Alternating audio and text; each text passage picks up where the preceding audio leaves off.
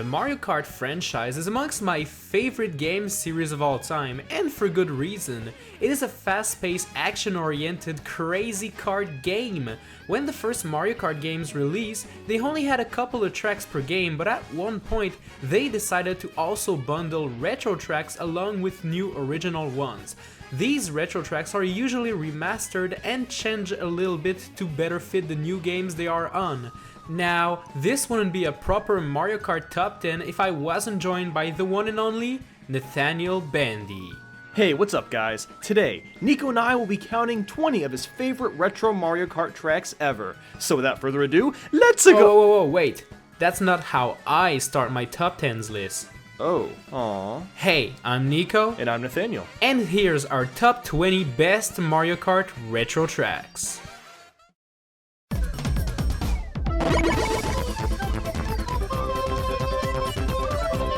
Let's start off this list with one of the few tracks I particularly enjoyed from Mario Kart Wii. Mushroom Gorge makes its return in Mario Kart 7, and the tracks is pretty much the same it was before. You still make your way jumping on some mushrooms doing some epic tricks, but this time around you will be able to take a path on the jumping mushrooms which will lead you to a jump where you'll be able to glide your way down to safety. I like to believe that this is a smart way of adding just a little something to a track that was already pretty good just to make the new gliding mechanic shine.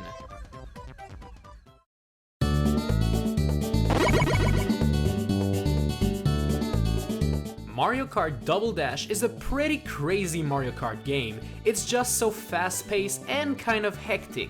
One of the funnest track is Daisy Cruiser, which takes place on a cruise ship where there's tables in the dining room that gets shuffled from left to right. The track made its return in Mario Kart 7 and changed things a little. In fact, it looks like Daisy's Cruiser had a leak this time around, because in the original track there was one point where you could fall down on a lower level of the boat, quickly coming back up using a cannon. This time around, there's actually water in this area, with eels and fish living there. Is this even safe? Should the passengers be worried? Meh, who cares? The only thing that matters for now is to win the race.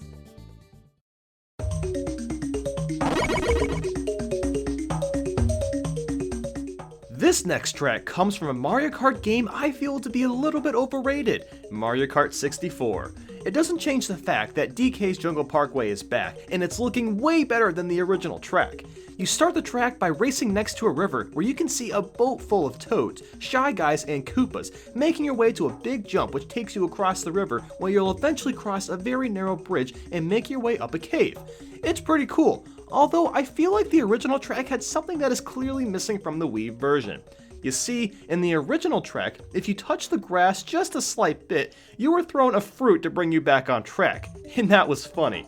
Too bad it doesn't happen anymore in the Wii version.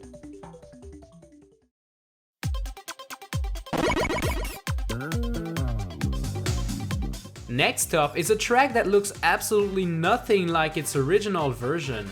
Cheeseland from the Game Boy Advance game was a pretty typical track, you know, not really featuring anything out of the ordinary or crazy. The jump to 3D that occurred in Mario Kart 8 completely changed this track. Like, completely. I barely recognized it at first. I had no clue it was actually the same track. It just felt like a brand new track to me. This time around, there's gonna be curves, jumps, and anti-gravity parts, but the biggest obstacle you'll encounter? Well, holes in the track. Remember, this is Cheeseland. This track is made out of delicious cheese, so of course you're bound to find some bumps and holes in it. What a great attention to detail. But wait, what do I see in the background? Are those pizza slices? Oh, can I go live in Cheeseland, please? Come on, say yes!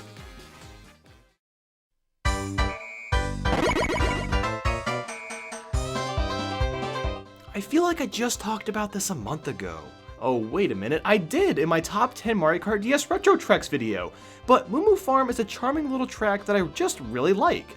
Maybe it's the atmosphere, maybe it's the charming layout of this track, or maybe it's the little moles dripping out of the holes. I can't quite tell, but at least we can all agree that this is a fun, relaxing track that I'm glad they brought back in Mario Kart DS. Nothing has changed at all if you compare it to the original N64 version, and that's one more reason to love it. I feel a little bit nostalgic about this track, and I wish they would have brought it back in Mario Kart 8 to see it in beautiful HD.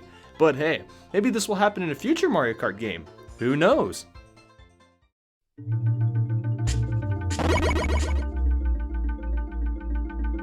This next track is spooky. It's BANSHEE Boardwalk from Mario Kart 64. It was already dark and gloomy back then, having you race on a narrow wooden path where some of the section didn't have protective barriers to prevent you from falling down in the water.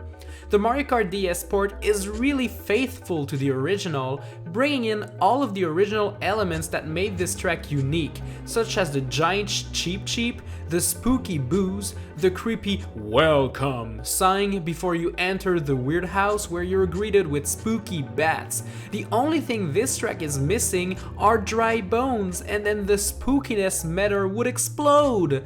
Nah, I'm exaggerating a little bit, it's not that scary, it's just a spooky in a fun and charming way.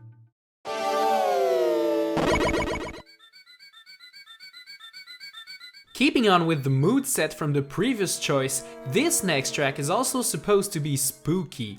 It's Ghost Valley 2 from the Super Mario Kart game. This track is not the most special track, but there's just something about it that I really enjoy. Maybe, once again, it's the spooky atmosphere with the track being dark and gloomy and the music being kinda scary.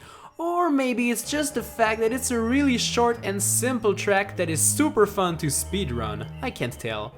I know Nathaniel disagrees with this choice because you'll see it in his list of the worst retro tracks, but hey, we can't always agree on everything, right? Still, this right here is my list and I want to tell you all that it's a fun track, okay?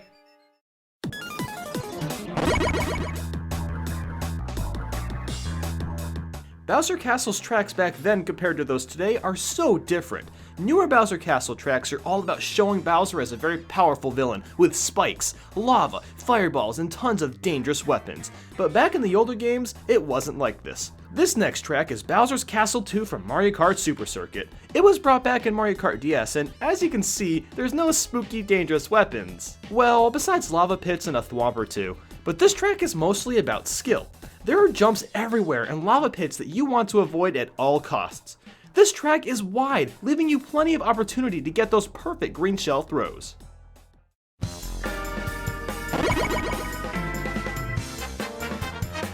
This next track comes from Mario Kart 64. It's the Royal Raceway track and it's super fun. I always liked this race as a kid because it's a long track to complete and there are sharp turns to make. But the best part comes from the big jump above the lake, because after that you can go and see Princess Peach's castle from Super Mario 64. When I first discovered that as a kid, I was VG mind blown. I even tried to enter the castle, but sadly you can only do that in Super Mario 64. Now, the remake in Mario Kart 8 features all of this except for the castle part, and that made me really sad. I mean, you can still see the castle from afar, but the road has been blocked and that's a bummer. But I guess they didn't want people to waste time online by checking out the castle. Despite not having the castle part, everything else is there. The turns, the jumps, it's all here in glorious HD.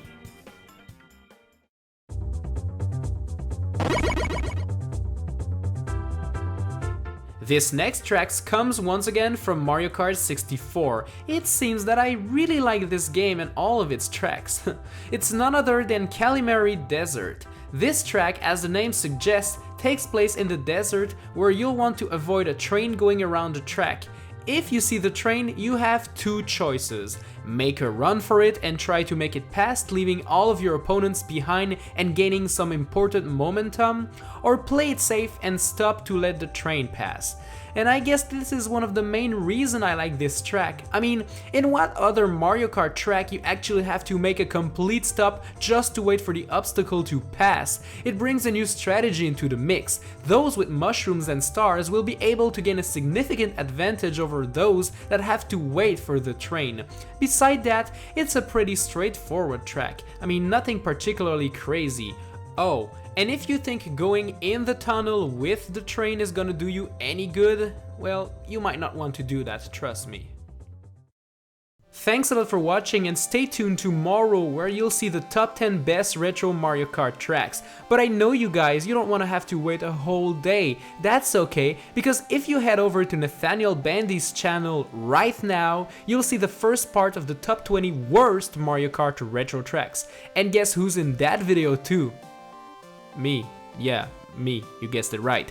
Anyways, thanks to Nathaniel Bandy for accepting this collab. You guys should watch all of his videos and subscribe to him too. Okay, bye!